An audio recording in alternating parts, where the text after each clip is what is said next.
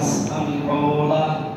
হে মানব মণ্ডলী, শুধু মুসলমানেরা সবাই কথা আল্লাহ বলেন না, হে মানব মণ্ডলী। আমি একটা উদাহরণ দিচ্ছি, একটা দৃষ্টান্ত দিচ্ছি, একটু লক্ষ্য করো তো দৃষ্টান্তটা কত সুন্দর। ভালো করে মনোযোগ দিয়ে একটু শোনো। ইন্নাল্লাযীনা তাদউনা মিন দুনিল্লাহ লা ইয়াখলুকু যুবাবান ওয়ালা ইয়াজতামাউ লাহ। নিশ্চয় যারা আল্লাহ বাদে অন্য কাউকে ডাকে, আপনাদের আসলে জায়গা আছে, একটু সামনে এগিয়ে আসুন। আগে এই হুজুর আইছে, আজকে অনেক লোক আসবে না।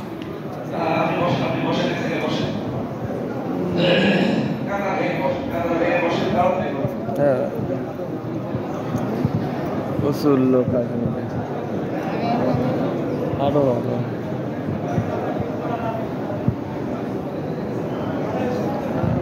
আলহামদুলিল্লাহ, কথা বলা যাবে না, ইশারায় কাজ করে, কথা বলুন।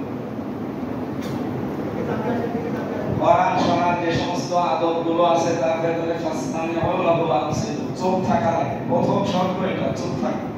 এরপরে শুনবে, দুইটাই ফরজ নেই। কোরআনের কথা বলা যেমন ফরজ, সে জানে তার জন্য, বা সে জানে না সে যদি আন্দাজে বলতে চায়, ভুল হয়ে যায়, তার কিন্তু আবার গুনাহ হবে। কথা বোঝেন? অনেকে জানে না, আন্দাজে কোরআনের কথা নাম দিয়ে চালিয়ে দেয়। আমি এই বাংলাদেশে শুনেছি, এখন এই রকম অনিয়াতি রাহুল বুখারী, এটা কি বুখারী শরীফের হাদিস? কোন জায়গায় কোরআনে আয়াত, অথচ সালাই কি বুখারী। এদের যে বিষয়ে জানেন না, কোরআনে কারিমে আল্লাহ জানিয়েছেন যে বিষয়ে তোমার জ্ঞান নেই, বিশেষ করে আমার সম্পর্কে মুখ্য চুপ থাক। বাংলাদেশের মানুষের সব সমস্যা, যারা যেটা জানে না এটা বেশি করে। আপনার শুধু যদি মাথা ব্যথা হয়, আমি শুধু ছয় রাস্তার মোড়ে এসে এক দোকানে বসে বলবেন যে ভাই আমার মাথা ব্যথা করছে, দেখবেন 5টা ডাক্তার পেছনে খাড়া হয়ে গেছে। একজন বলবেন সিটাক্সিন খাও, একজন বলবেন কশিয়াম খাও। এছাড়া বলছে এরা কি ডাক্তার?